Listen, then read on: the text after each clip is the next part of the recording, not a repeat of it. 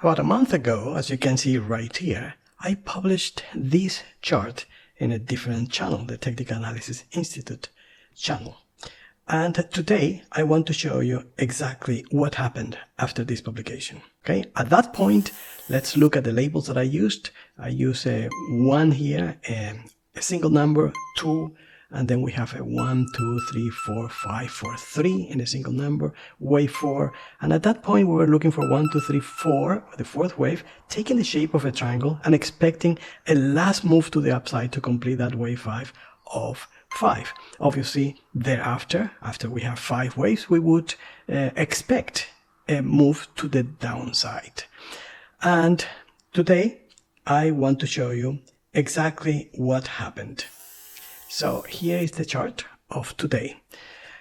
The chart is exactly the same. By the way, it shows on this chart, it shows the numbers in double parentheses. Right here, they are being shown in circles, but you can see that the rest is exactly the same. The 1, the 2, the 1 in circle, in parentheses or circle, the 2 in parentheses, and you can see them here as well. The 1, the 2, the 1 in circle, the 2 in circle, etc. So we were right there, right? Looking for a last move to the upside where we had a 1, 2, 3 wave 4, and we're looking for a move to the upside to complete those 5 waves, and thereafter a larger decline. And well, this is the chart of today. Let me show you what happened right thereafter. Right, so right after we got that huge decline in 5 waves. Anyone can explain a chart after the fact. But the real test of any forecasting methodology, whether it is Elliott Wave or any forecasting methodology that you might use, is whether it works before the market moves. So let's go back to the post that I had a month ago and let's see what was it that we were predicting.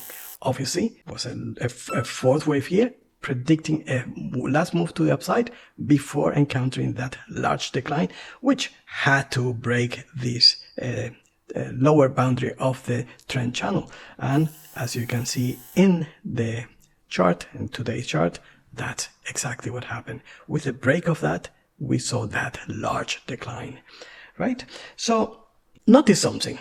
I wasn't trying to predict every tick, which is probably one of the main mistakes that people try to do in trading, and they try to predict every tick as if every tick was predictable, and that's why they conclude, oh, Elliott Wave doesn't work.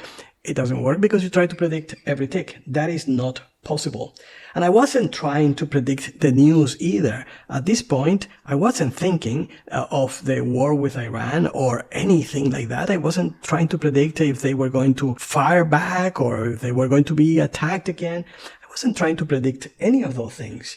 Instead, I was trying to ask myself, what does the market structure suggest is the highest probability next move? And the Elliott Wave structure always tells us that whenever we have 5 waves up, we will encounter a 3 wave down. So what does the structure predict if we have 5 waves complete?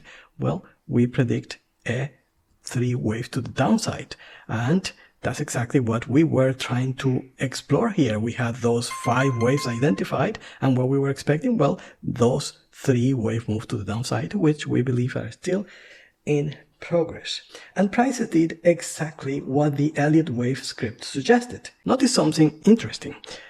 A triangle. Why did I think that after this move, we only had one more high to complete the entire structure, to complete that wave 5, and then that large decline? Well, it's very simple, because triangles are pretty much one of those blessing structures of the Elliott Wave Principle that they appear always preceding the last move of structure. So let's say, again, let's use that 5-wave move. So we have 1, 2, 3. So if wave 4 is a triangle, it pretty much predicts that the last move to the upside, in this case, would be the last move, because triangles always precede the last move of structure. And suppose that instead of a structure like that, instead of an impulse wave, we had an ABC. So we had the A, and if the triangle is here as a B, we know that this wave C would be the last leg of this structure that we would label as an A, B, triangle B, and a C. That's why I said that triangles are blessing structures, because they always precede the last move of structure. Therefore, they can always help us identify what's going to happen next. So if you are interested in learning how professional Elliott Wave analysts identify these structures before they unfold, this is what we will explore in this channel. So subscribe so you don't miss a single lesson. And if you are very new to the Elliott Wave Principle, I put together a free 7-day email course that walks you through the foundations of the Elliott Wave Principle step by step. I put the link in the description below, so go and click on it and enjoy the free lessons.